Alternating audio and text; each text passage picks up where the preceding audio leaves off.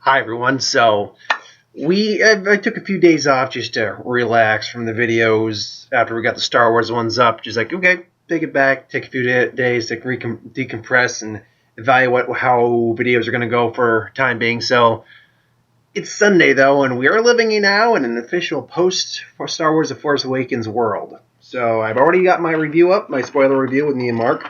I apologize that had to be done in two parts, but you can find it in the links below. And I figured it's time for me to go and start talking about The Force Awakens. Now, I've got a whole laundry list of Star Wars videos that I've got lined up to do. Not in any particular order, mind you, but some of them I'm going to wait longer on than others for obvious reasons. So, for this video, as you read in the title, is my top 5 best and / favorite moments from The Force Awakens. It's basically not necessarily the overall feel something like how I think an actor did or anything like that. It's the overall moment that how it happened, how much I enjoyed it, and the impact the moment had in the film. So for obvious reasons, as I again put in the title, there are spoilers in this video. Stop right now if you don't want to be spoiled if you have not watched the video. Otherwise, let's have some fun today. So, number 5 was the introduction to the older characters themselves.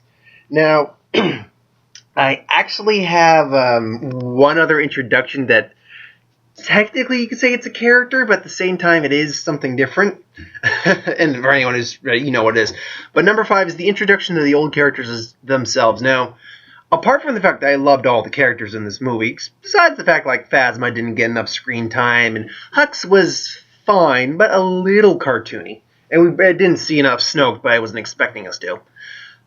Besides that, the way they handled in reintroducing the old characters, every one of their intros was perfect. Just perfect. I'm just, again, reading things on here.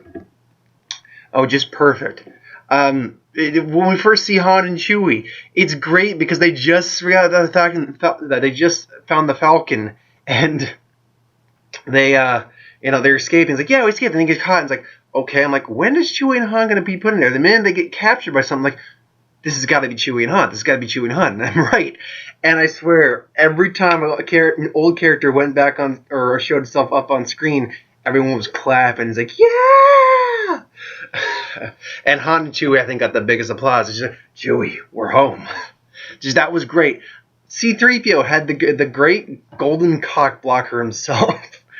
It was great to see him and Leia also. Leia and C-3. I'm stuttering. I gotta take it back just a bit.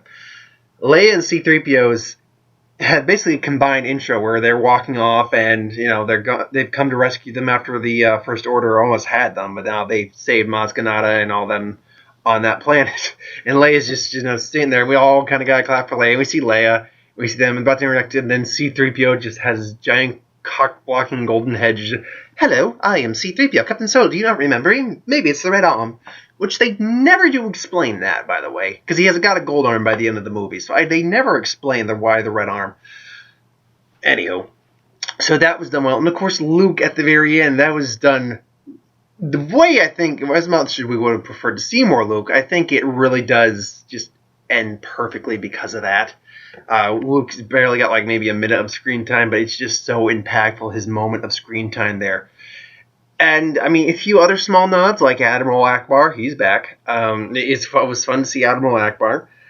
R2's there. He's not in the movie very much, but he shows up, he wakes up, we're like, R2! So it was great. All the old characters were great. So that's my number 5, the introduction of the old characters. Number 4, it's kind of cheating because it's kind of the same. It's the reveal of the Millennium Falcon, because it was set up so perfectly that none of us saw it coming. Because they just say an offhand line where they're running away, trying to get to us, as she said, a quad jumper. And I can pilot anything, and they blow it up. It's like, what about that ship? That's a piece of junk, and we don't see it. They point out screen, so I'm just like, whatever. I'm like, okay, how do I get out of it? We're invested. And then, all right, piece of junk it is. And we see it, the Millennium Falcon draped there. And I was just like, yeah! And then, of course, that leads into the subsequent action sequence where they're escaping on the Falcon. And it's awesome. It's beautifully shot. The acrobatics are just, it's amazing. The Falcon, like, stalls out in the middle of the air for a moment and then goes, the turns, the twist the Falcon does. It was beautiful. It was gorgeous. I loved it so much. So the Falcon's reveal was number 4 for me. Now, number 3 is the reveal of Luke Skywalker, where he's been, and just the tone of it. Now, this is where some people may argue this with me. I mean, it's like, no, Luke should have been, we want to see more Luke. Why Luke? It's like, because it's the Force Awakens. It's Rey awakening her Force abilities. And she's, it's really about her story, more or less. Luke is an afterthought for the most part, even though one of the plots in the movie is trying to find the map to Luke. And she goes there to what I'm assuming is the planet where the first Jedi Temple is. I think maybe that's the ruins of the first Jedi Temple. And she sees him there, and it's just that scene where we see him there with his robotic arm, and just got this look of, I'm not even sure how to put that look, because I described it as disdain originally in my review, but I wouldn't say it's disdain, it's just uncertainty and like, oh shit, she found that, oh crap, I know what she's here for. Well, let me just go into the explanation on why I can't train you, only for me to back down and eventually train you for episode 8. Which, by the by, that may be what's going to happen. Maybe not wrong. I could be wrong on that, absolutely, but that's a different video entirely for episode 8, which I will do a video for that. But no, that just reveal, and it's short, it's brief, but it's the perfect pun included cliffhanger of an ending, like one of the perfect cliffhanger endings that Star Wars film has ever had. And episode 1, no. Episode 2, no. 3, no, because it just was leading up. 4, no. 5, episode Empire Strikes Back had in fact, really, it's the only of the 2 cliffhanger endings in the series. This one's probably almost as good as the original Empire Strikes Back. Not quite as good, but almost as good as a cliffhanger as that one. So, I mean, for me, just seeing Luke there, that final reveal of Luke, that just, was icing on the cake, baby. Because we knew he was in the film, just to know what the level of his role was. He doesn't even have a line. But, that's my, that's number 3. Now, number 2. Number 2 is the scene between Rey and Kylo Ren on the ship. It's the interrogation scene, and it's such a beautifully paced, tension-filled scene with such acting and emotion that I had to point out, because it's a heavily plot-relevant story to these characters, both of them. Rey's captured, she knows the location of the map, and Kylo Ren's there just looking at her, and she's like, you're a monster with the mask, so he takes the mask off, which, by the way, the mask kind of has like a little part where it like moves up to unlock in the front. Didn't know that. So he takes off the mask, and he shows it's Adam Driver, and he's senses she has the Force, and she's scared. She is scared of him. She's scared of her situation, and he's, as we've seen, he can torture people, manipulate people with the Force, extract information. Just doing that. He's trying to do that. It's like, I see an island. I see you're scared, and he's so used to being in control of his power normally. But again, we see that he's a very conflicted character. It's like the light. He's torn between the light and the dark. But then he's just like, you're telling, and he's forcing. But then you see the change in her where she's like, no, screw this. I'm not going down without a fight. She starts fighting back against him, and this takes him for a loop because he's never had anyone do this to him before. And then he Justin's like, she's now sensing his fear, sensing his thoughts. It's like, what's the best way to put it? Oh, a perfect analog to it is in Harry Potter, where Harry's trying to learn is it Oculus?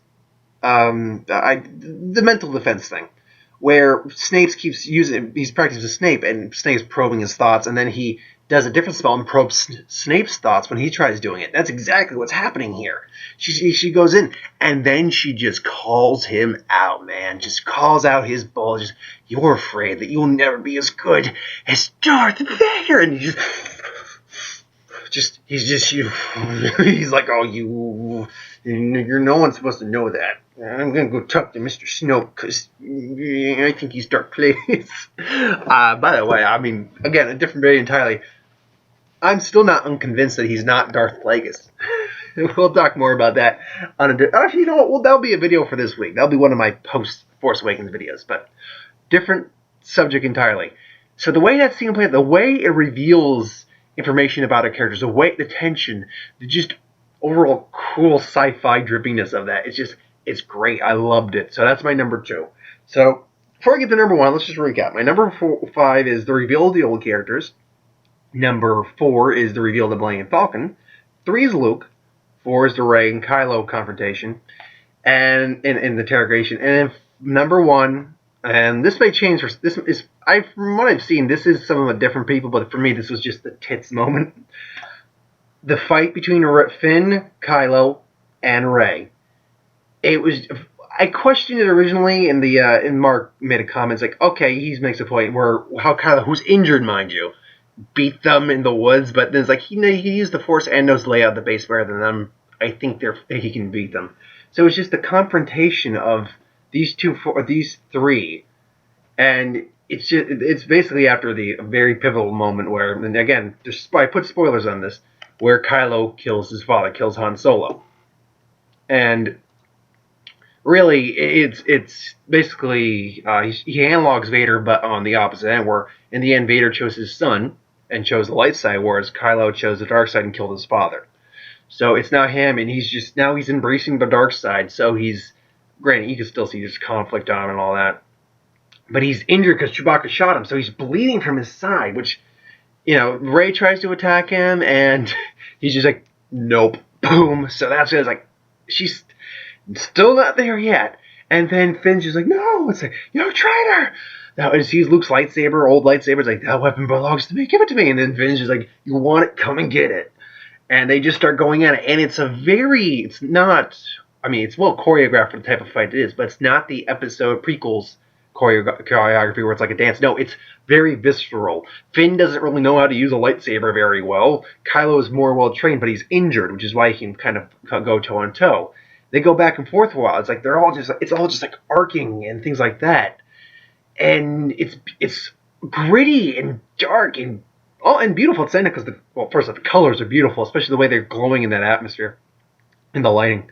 But at the same time, it answered the question of how Kylo uses the crossguard of the lightsaber and how he uses lightsaber with that crossguard. Because when you think about it, normal lightsaber, hand grip, it's got the blade. There's nothing else. You can be really flexible with it as long as you're got skill with it to some degree. 2 crossguards, you can't be as flexible. If you miss, you can cut yourself with a crossguard or something along those lines. So, and by the way, stopping a blade doesn't look like the intention those crossguards were for. It seems what those crossguards are for, or at least one of their uses for them anyway, is something that, and Mark pointed out, I was like, that's really actually not a bad, clever idea design. Is that anytime you see the opponent getting in like a lock in the battle with the lightsaber, just 2 blades clashing against each other, they're always like digging into each other. Well, he turns the blade, and when he starts digging in, he starts digging the blade, the crossguard part of the blade, into his shoulder. So it's like, that's a cool idea. Granted, it's still kind of cumbersome in terms of, just usage, but at the same time, he's using it fairly well. He's just like twirling it and stuff like that. And finally he gets the blade out of Finn's hands and just slices him down the back. And then down on the ground. Blade's there sitting in the snow, and we're like, oh god, oh crap. And I fucking called it, folks. You can check my video on it where Harrison Ford gives a major spoiler video.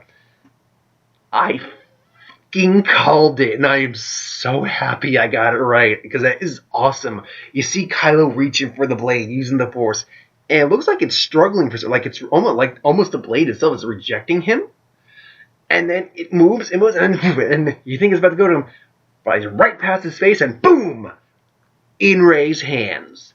Boom, and then the fight goes down. Now, for a while, they're kind of even, but again, he's injured heavily, bleeding. In fact, he's purposely punching himself in the spot to get more pain and rage to fuel the dark side in him more. And it's just so wonderful. So it's like, it's beautiful how it's shot. It's beautiful how it's choreographed, because it's not clean, just juju, 1, 2, 1, 2, boom, do. It's not that.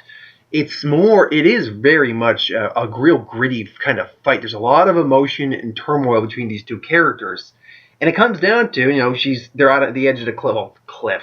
The Starkiller base canyon opened up as it's kind of changing. And he's just like, the Force is with you, but you're not strong in your, how do you put it? You need a teacher. I could teach you the ways of the Force. I'm obviously not doing as good as he is. And then she remembers what Maude Kanata said about, just closing your eyes and feeling the Force and letting it in. And she starts using the Force. She just calms her mind and starts using the Force and fights back and overwhelms him eventually and gives him a gnarly scar. And then, of course, the symmetry between where Rey is and where Kylo is, because the canyon splits between them, and she's on one side, he's on the other. One chooses the light, one chooses the dark. It's beautiful, just beautifully done. I dug this. I loved it so much, and I don't count the case that some people may say, like, just because you can have the Force doesn't mean you know how to use it. Yeah, but it's clear she's either got an inkling or it's maybe other stuff with Rey's background. We'll find out later that she has some sort of understanding of how to use the Force, because she does a Jedi mind trick at one point. She's got visions. She's not using the Force for this, but she's fairly acrobatic. She's jumping around kind of like she was in the Star Destroyer. So it's a great fight. It's a great scene, and it doesn't bother me that she somehow is tapping into the Force and beats him, because first off, he's injured. He's emotionally compromised at this point, and he's tired from his fight with Finn already, I'm certain. So he's pretty worn out. She's comparatively a relatively fresh and uninjured fighter. So using the Force, however minor degree, is not unsurprising that she could do that. So, and then beat him pretty soundly, actually. It was an awesome scene. I can't wait to see this movie again. So, yeah, that's my final thoughts. My top 5. Reveal the old characters. Reveal the Falcon. Luke's reveal. The interrogation scene between Kylo and Rey. And then the final fight between Finn, Rey, and Kylo Ren. So, thanks for watching. I hope you enjoyed. Like, comment, share, subscribe. As always, if you want us to review something, put in the comments below. Let us know. We'll do a review of it at some point. This week will be something. I will catch at least either the Hateful Eight or the Revenant.